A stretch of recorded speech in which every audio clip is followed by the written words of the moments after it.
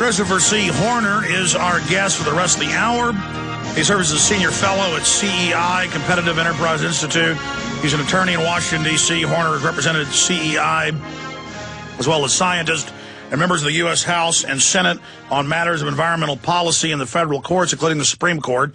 He has written on numerous topics in publications ranging from law reviews to legal and industrial trade journals to print and online opinion pages, and is the author of the two best-selling books, Red Hot Lies, How Global Warming Alarmists Use Threats, Fraud, and Deception to Keep You Misinformed.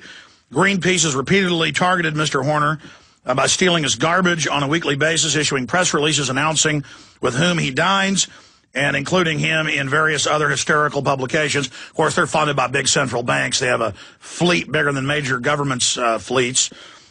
They want your property. They want to guilt you into handing everything over to the elite. His new book is Power Grab, How Obama's Green Policies Will Steal Your Freedom and Bankrupt America.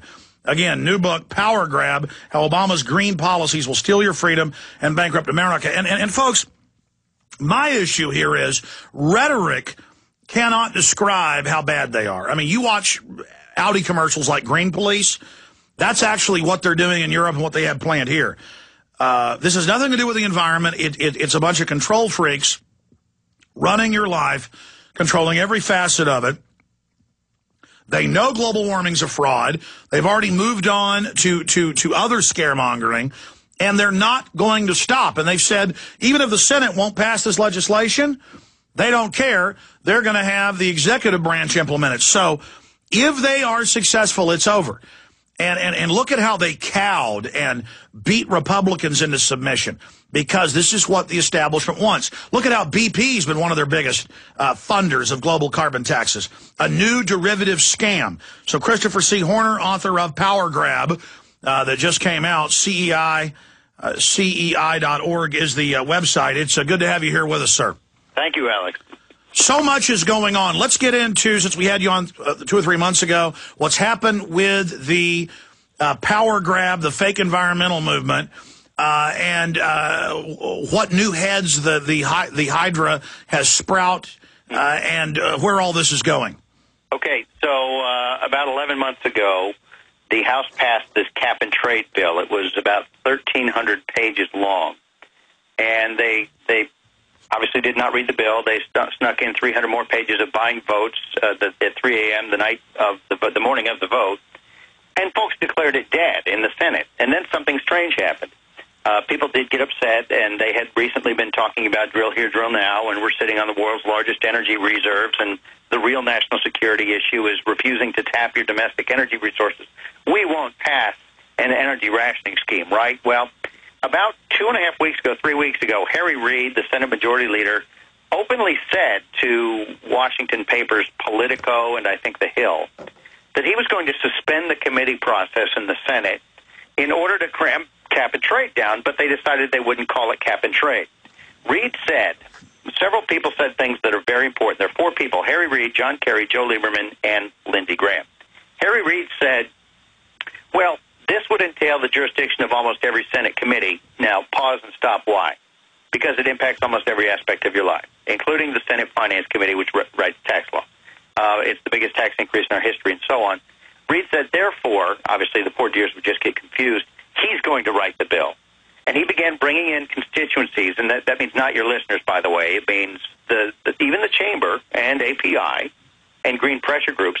And he asked them, what do you need in order to support this bill? And he asked the Chamber of Commerce and the American Petroleum Institute, what do you need to not run those television ads? Because both groups raised a lot of money to run ads educating voters on this energy tax unless it gave them what they want. And so far, it appears they probably got what they want, which is essentially a gas tax on top of the light switch tax to give to funnel money to projects. And now they're claiming, I've heard them on the news, oh, there's a new bill in the Senate to fund the cleanup in the Gulf. How convenient that this BP spill happened when they're one of the biggest pushers of the carbon tax. And how convenient they wouldn't put the booms in early in Louisiana and Mississippi and Florida and are letting the oil come in. Oh, I'm afraid they have to have their taxes now. Let me tell you something. I was in the room with BP. I sat in for a gentleman named Ken Lay 13 years ago this month. I was, as I've discussed with you very briefly, I was the Director of Federal Government Relations for a company called Enron. And my number one priority, I was told after I took the job, was to get a global warming treaty and a domestic cap-and-trade scheme. And the company they developed it with was BP, and they had set up this market with Goldman Sachs. All of this does fit very conveniently. Look, I understand how it fits into the narrative today, but you have to understand, I was the crazy guy on the street corner muttering about this for about 6 years before anybody, oh, wait a second, I got it. It's called rent-seeking. These businesses trying to make money the old-fashioned way by having their buddies in government agree to take some of their power in return for guaranteed opposition to competition and a wealth transfer from you and me to them. So they bought all these uneconomic industries, like Enron had the world's largest windmill company they bought on the cheap. It's now called GE Wind. Well, I mean, here's an example. BP will pay $1 billion fine. They've already made that in increased oil prices. And then now they'll get more liability protection from government. Their competition won't be able to drill in the Gulf. It's just like FEMA got more power by screwing up what happened in Katrina. Well, I'll tell you this. It's pretty clear that, well, it's in the public record that the green groups actually, with whom I met, by the way, that same day in the same room, there were groups like Union of Concerned Scientists and Natural Resources Defense Council. They were Baptist and bootlegger coalitions. The green groups, after the BP, after the well exploded, the green groups were shrieking to the White House, "Don't you dare burn that oil off!" And they screamed about consequences of igniting the oil before it got too well mixed.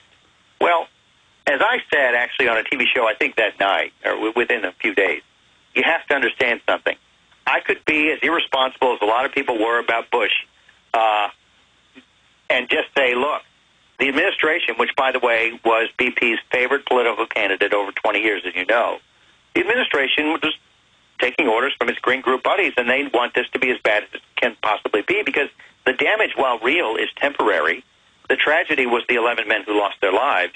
But this is a White House that says never let a good crisis go to waste. They even engineer crises like claiming a global catastrophe from global warming. And the Greens, of course, have never made money hand over fist like they have. And for those that don't know, if they would have ignited this within hours, there would be almost zero problem. Almost all of it would have burned off at the source. Carbon dioxide would have been put into the atmosphere, much smaller than a volcano, would have literally had almost no effect if they would have done what the old-timers did and set that sucker on fire until they figured out a plan to cap it. And now we know why 35 days later the White House has done everything they can to block this, because now they're going to get their carbon taxes that Paul Volcker demands we must have to pay Goldman Sachs their bonuses. Now they're going to get it. Let me tell you, okay, so we know what BP actually did engineer this, and the Greens are biting them, as you knew they would. BP and Enron were in on this from the beginning. Again, I was in the room. There's no point denying it. The Greens did tell the White House, don't burn it off. We just know the White House said, don't burn it off. It probably is a coincidence, and they weren't taking their marching orders from the Greens. But we know BP's been pushing an agenda that John Kerry said, even after the spill, ironically, he said, I've been working with these companies, BP and Shell, to write this law. He said this. It's, again, in the public domain. So Harry Reid said, I'm going to suspend the committee process, like with health care. John Kerry said, I'm not going to call this bill cap and trade because I don't know what cap and trade means. Yes, he does. And it has cap and trade in it. He just said it's mean if you call it that because, of course, there's a memo I talk about in Power Grab written by Stanley Greenberg, who was Bill Clinton's pollster. He conducted some polling, and he said to his clients, who are Democratic politicians, you have to do two things. Stop saying cap and trade and global warming and start calling it something else, and then it might work. Don't change your agenda. Just call the agenda something else. Yeah, he called it our deteriorating atmosphere. Well, he said, here are the catchphrases that I've polled well. Green jobs and clean energy. So John Kerry said, I don't want to call it cap and trade. I don't know what cap and trade means. It's a jobs and national security bill, clean energy. Of course it is, dear. Joe Lieberman said, I don't want to call it cap and trade because you remember the artist formerly known as Prince? Well, this is now called pollution emission. He said that. This is now called a pollution emission reduction credits or something. He won't say cap and trade. Lindsey Graham said 2 weeks ago, this isn't a global warming bill because global warming no longer exists as a reason to pass legislation. It's still the same bill. He still said he'd vote for it. He just took his name. He said, I won't be a sponsor because I'll get in all sorts of trouble with my constituents, but I'll still support it. But it's no longer the reason that it's always been. The point of all this is where I begin with the book. Nobody says cap and trade would detectably impact the climate. I repeat, nobody says the temperature after cap and trade would be any different than it otherwise was going to be. It's not about the temperature. It was offered in the name of the temperature. Their pollster told them to cut it out. Of course, it's about deciding who can have industry, who can have businesses, and taxing the hell out of us. Yep. And in fact, here's what I do. I begin by pointing out, we know it's not about the climate, so what's it about? Well, it turns out it's about power. It turns out that it is about they can't trust you with your various freedoms that they never thought they could trust you with anyway.